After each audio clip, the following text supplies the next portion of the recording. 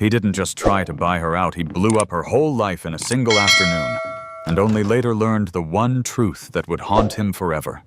She'd saved the woman he loved most. Marcus Hale was the kind of real estate shark who didn't hear the word no.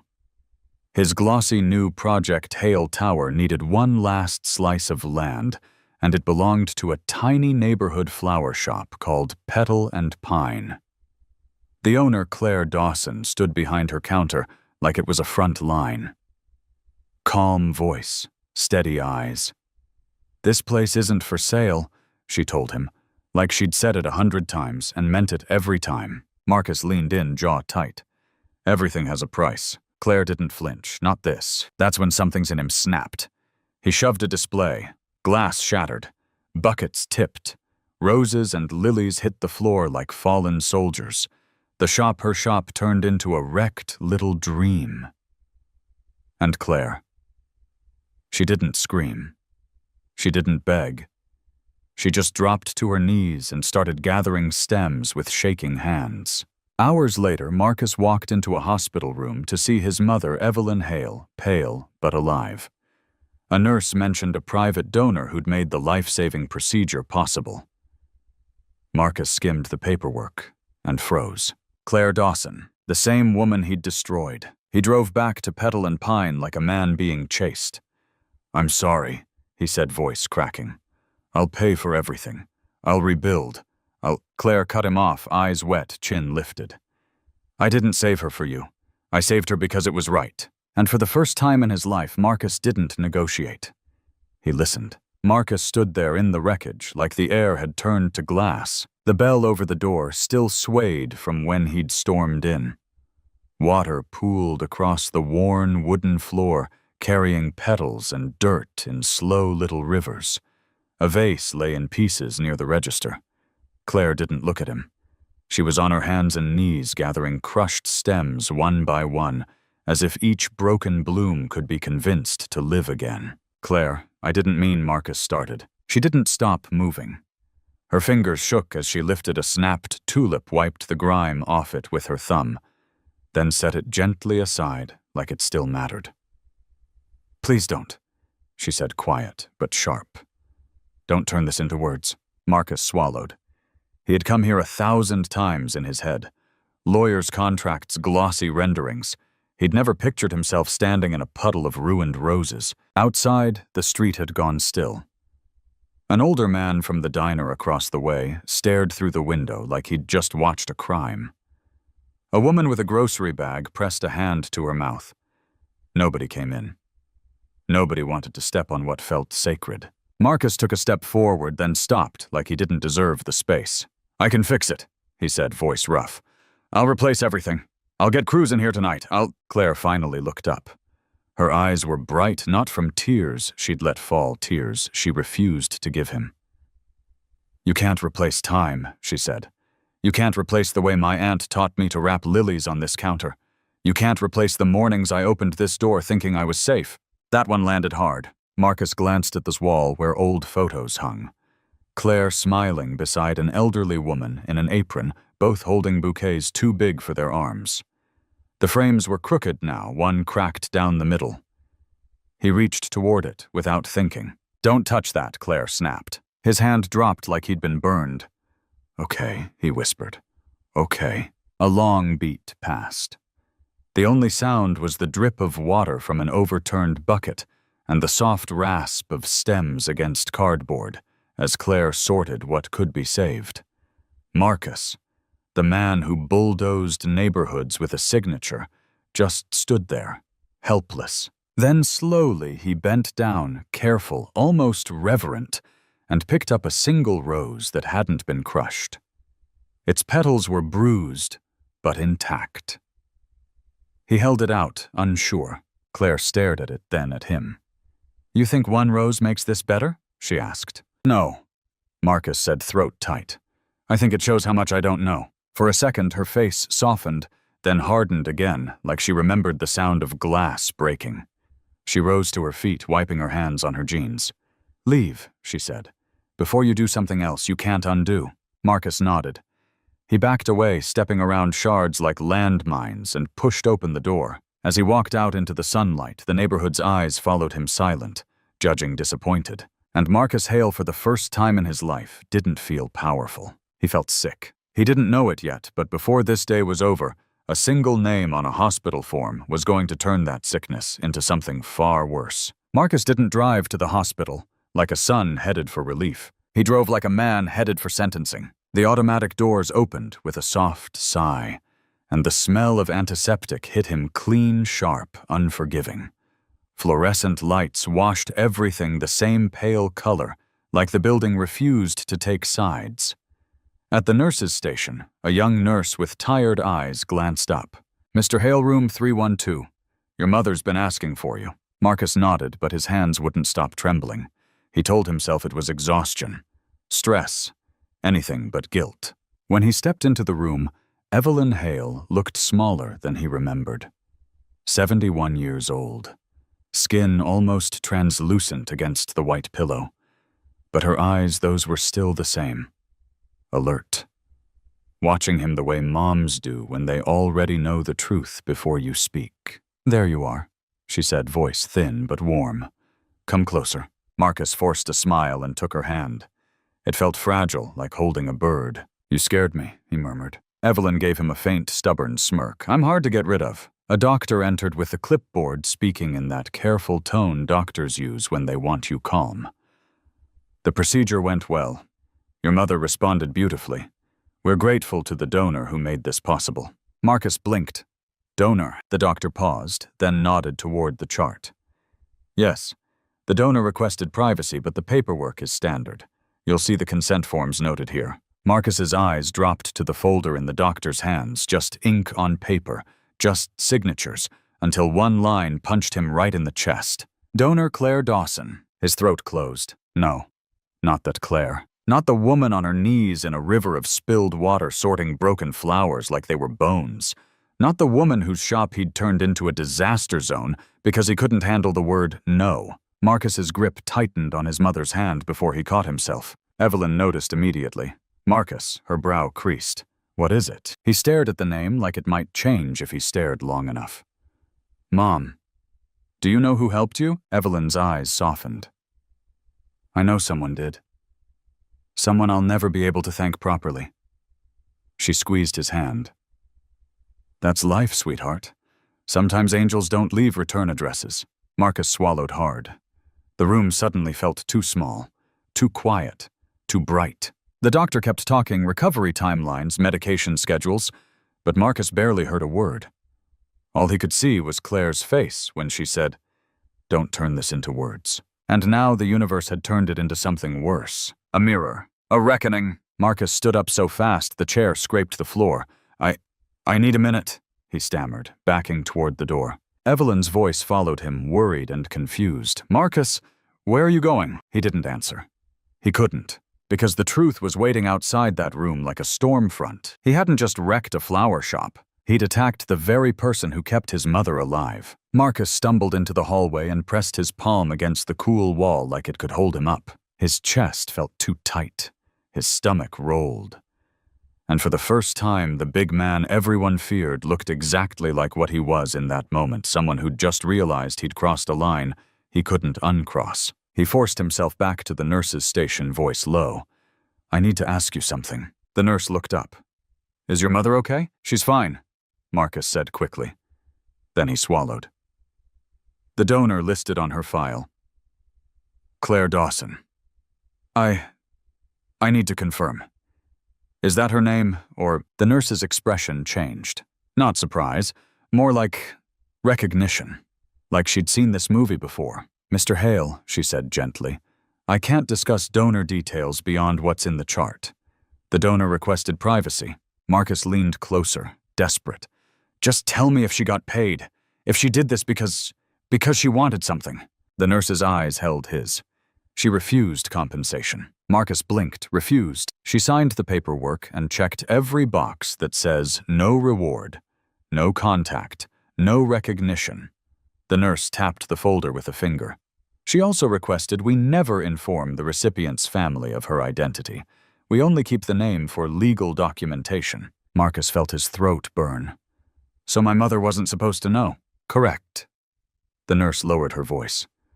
And neither were you. A bitter laugh escaped him, the kind that had no humor in it. Then why do I? The nurse didn't answer. She just watched him like he was finally becoming human in real time. Marcus turned away, walking a few steps down the corridor, then stopping beside a window that overlooked the parking lot. Cars moved below like little toys. People went on with their day. Somewhere out there, Claire Dawson was probably sweeping glass out of her shop with hands that still shook. He pulled his phone out, then froze. What was he going to say? Hi. It's the guy who trashed your life. Also, thanks for saving my mom. His fingers hovered over the screen, useless. Behind him, Evelyn's doctor stepped into the hall, adjusting his glasses. Mr. Hale. Marcus turned, trying to pull himself together. Yeah, the doctor's tone was calm, professional. Your mother will recover well, but she's going to need a stable, low-stress environment for a while. Support. Consistency. Marcus nodded too fast. She'll have it. The doctor studied him. Good. And he paused, then softened. I've met a lot of donors. Most want anonymity, but there's usually a reason. Sometimes it's faith. Sometimes it's grief. Sometimes it's simply character. Marcus's jaw tightened. She didn't even want her name known. No, the doctor said. She didn't do it for thanks. Marcus stared at the floor, seeing petals crushed into wet wood. Hearing Claire's voice. Don't turn this into words. And yet here he was, drowning in words he couldn't speak out loud. He went back into his mother's room and sat, forcing his hands to be still. Evelyn watched him, concern deepening. Marcus, she said you look like you've seen a ghost. He swallowed. His voice came out raw. Mom, the person who helped you. The donor. Evelyn's eyes warmed, and she squeezed his hand again. I pray for them every night, she whispered. Whoever they are, they gave me more time. That's not something you can buy. Marcus flinched at that word buy like it slapped him. Evelyn tilted her head. Why do you know something? Marcus opened his mouth. Closed it. He couldn't drop Claire's name into this room like a bomb. He couldn't turn Claire's private mercy into a family story. So he chose the only honest thing he could manage. I know, he said, eyes shining despite himself, that they didn't do it for money. They didn't do it for attention. He exhaled, voice shaking. They did it because it was right. Evelyn smiled faintly. Then whoever they are, they must be very brave. Marcus looked down at their joined hands and felt the full weight of what he'd done press on his ribs. Brave, and he'd repaid that bravery with broken glass. He leaned forward, pressing his forehead lightly to his mother's blanket, and whispered so quietly only the air could hear it. God, please let me fix what I broke.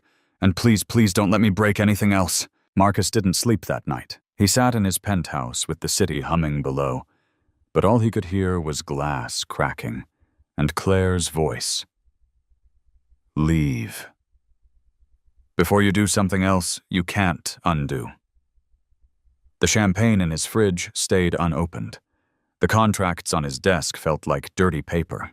At dawn, he drove back to Petal and Pine. The neighborhood was waking up, trash trucks, groaning, a dog barking, someone sweeping a front step. And there it was, the little shop lights off windows still smeared from yesterday's chaos. A hand-lettered sign hung crooked in the door, closed. Marcus stood there with a plain cardboard box in his arms.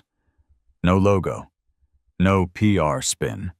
Just supplies, fresh buckets, florist tape, replacement shears, a roll of brown paper, and a small envelope with a cashier's check he didn't feel worthy to hold. He knocked. No answer. He knocked again, softer this time, like he was asking permission to exist. The door unlocked with a click. Claire opened it just enough to see his face. Her hair was tied back messy, like she hadn't bothered trying to look strong for anyone. A faint red line crossed her palm, yesterday's damage that didn't show up on any invoice. Her eyes flicked to the box, then back to him. You're early, she said. I didn't come to be early, Marcus replied. His voice was hoarse. I came to be honest. Claire didn't step aside. Honest would have been walking out yesterday before your temper did. He nodded, taking that hit without dodging. You're right. A long pause. The street behind him kept moving like the world didn't care whether he changed or not. Finally, Claire opened the door wider, barely. Not welcoming. just allowing. Inside the shop smelled different. Less like flowers, more like damp wood and cleaning solution. A few salvaged stems sat in a bucket near the back, drooping as if they were exhausted from surviving. Marcus set the box down carefully, like loud movements didn't deserve to live in this place anymore. "I called a restoration crew," he said. "They can be here today. I'll replace the glass, the shelves, the register. Whatever you lost, I'll cover every dollar." Claire folded her arms. "I don't want your crew. I'll hire whoever you choose," he said quickly. "Local, quiet. No one who'll treat this like a job site." Her jaw tightened. "And the land." Marcus hesitated, then forced the words out like they hurt. "I'll stop. I'll pull the offer. I'll rewrite the plan. If you want me gone, I'll be gone." That got her attention. Her eyes narrowed, not in anger, more like disbelief trying to protect itself. "You don't rewrite million-dollar plans," she said. "You crush people until they move." "I did," Marcus whispered. He looked down at his hands, flexing his fingers like he could still feel the shards. "And then I found out the person I crushed is the reason my mother is breathing." Claire's face didn't soften. If anything, it hardened into something steadier. "I didn't do that for you," she said, voice low. "Don't say it like I handed you a favor." "I know," Marcus said. He reached into his coat and held out the envelope, but he didn't push it toward her. He just offered it like an apology you could refuse. "This is for the damage, not for what you did.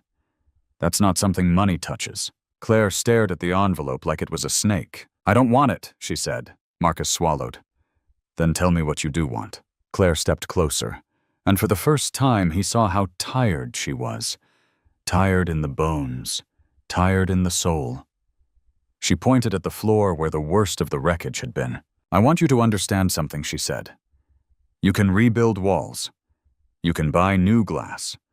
But you don't get to smash a person's safe place and then walk back in acting like it's a business mistake." Marcus's eyes burned. He forced himself to meet her gaze. "I'm not asking you to forgive me," he said. "I'm asking you to let me make it right, however you define right." Claire breathed out slow. Her voice came quieter, but it cut deeper. "Then start with this," she said. "Leave my shop alone. Let it stand. Let it be mine." Marcus nodded once like a man taking an oath. "You have my word," he said. "And this time, my word is all I've got." 3 days later, the city gathered in a glass-walled conference room to see Hale Tower become official. Architects rolled out blueprints, lawyers stacked folders, a projector hummed. Everyone expected Marcus Hale to do what he always did, point sign, and take the last thing standing in his way. Claire didn't know any of this was happening. She was back at Petal Pine sleeves rolled up, rebuilding her world in quiet pieces. New buckets, fresh water, a few stubborn stems that had survived the storm. Her shop still looked bruised, but it was breathing again. Across town, Marcus stared at the final rendering on the screen. A sleek, shining complex, restaurants, offices, apartments, everything money could make look beautiful. And right in the center of the land map, highlighted in red like a target, sat one tiny rectangle, Petal and Pine. His lead architect clicked a laser pointer. "If we acquire this parcel, the footprint becomes clean. Symmetrical. Perfect." Marcus didn't blink, and if we don't, a couple of people chuckled like he'd told a joke. The architect hesitated. "Then we have to adjust. Wrap the structure around it.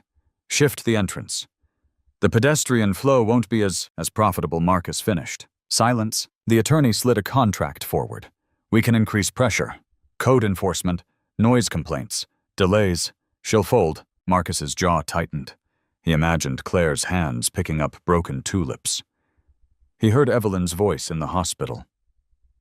"That's not something you can buy." He pushed the contract back. "No," he said. The room froze. Pens stopped moving. Someone coughed. Marcus stood palms flat on the table. "We're not forcing her out. We're not pressuring anyone. We're redesigning the entire plan." His CFO stared at him like he'd lost his mind. "Marcus, that shop is costing us millions in optimization." Marcus nodded once. "Then we'll pay millions to keep it standing." The architect tried again, careful. "Mr. Hale, the building will curve. The plaza will shift. It won't be the cleanest design." Marcus's voice dropped steady and final. Good. Life isn't clean. He turned to the team like a man issuing a new law. That flower shop stays. No loopholes, no inspectors, no harassment. I want the walkway to pass right by her front door. I want lighting that makes that storefront feel protected, not shadowed. I want signage that directs foot traffic past her windows, not away from them. The attorney blinked. You want to promote the shop? Inside your development, Marcus exhaled. I want to honor it. Nobody knew what to do with that word coming from him. The architect slowly picked up his marker, walking back to the screen. Lines began to change straight edges, bending pathways, rerouting the sleek tower now shaped around a small, stubborn heart. Marcus watched it happen and felt something unfamiliar settle in his chest. Not pride, relief. That evening he drove to Petal and Pine and parked across the street. He didn't go in. He didn't deserve that space yet. He just sat there while the shop's warm lights glowed against the dusk. Through the window, Claire moved quietly between buckets, trimming stems, tying twine around brown paper like she'd been doing it her whole life. She looked exhausted, but she looked alive. Marcus rested his forehead against the steering wheel and whispered to himself, like a promise he couldn't afford to break. Not one more thing taken. And for the first time since that terrible day, the future didn't feel like something he could buy. It felt like something he had to earn. A month later, the ribbon cutting for Hale Tower looked like a postcard the city would brag about. A clean stage, fresh paint, cameras lined up like hungry birds, local officials in pressed suits, a string quartet playing something bright and forgettable, and right behind the podium, towering glass and steel, everything Marcus used to worship. But the real shock wasn't the building, it was what stood beside it. Right where the old blueprints once showed vacant space, there was a small, warm storefront wrapped in soft light, like someone had put a spotlight on a heartbeat.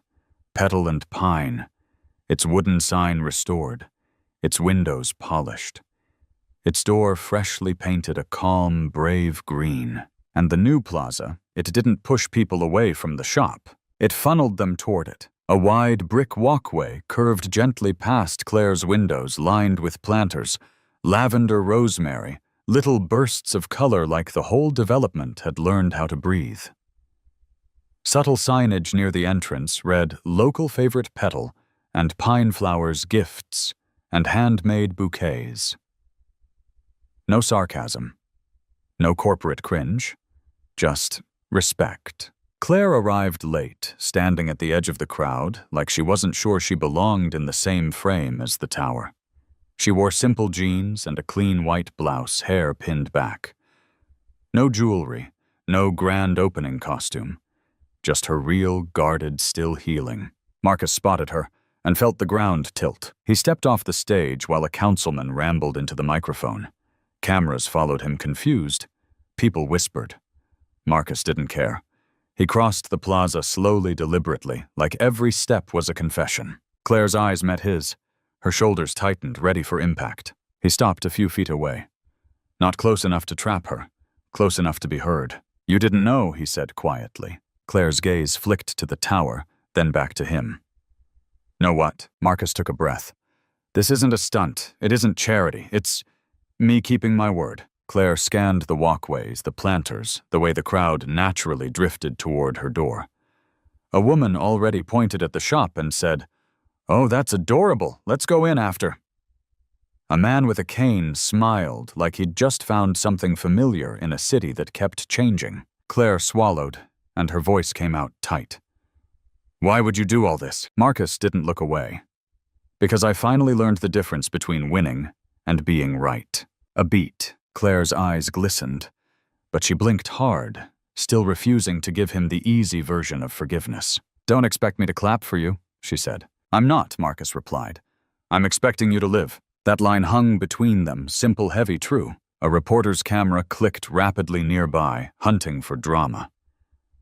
Marcus turned slightly so his body blocked Claire from the worst of it like a shield he'd never been before. Then he spoke again, softer, almost like he was talking to himself. "I built towers thinking height meant strength," he said. "Turns out strength is keeping something small safe." Claire looked at the shop at the door at the light spilling onto the plaza. For the first time, she didn't look at Marcus like an enemy. She looked at him like a man trying clumsy late, but trying. Then keep trying, she whispered. Marcus nodded once, and the moment didn't need applause. Because the real grand opening wasn't the tower. It was the fact that Petal and Pine still had a key in the lock and a future in the sun. Claire didn't notice Evelyn Hale at first. The crowd had thinned. The speeches were over, and the plaza was finally quiet enough to hear the fountain. Then an older woman, small frame, silver hair, a cane held more for confidence than need, walked straight toward Petal and Pine like she'd been pulled by a memory. Marcus slowed behind her, watching, almost afraid to breathe.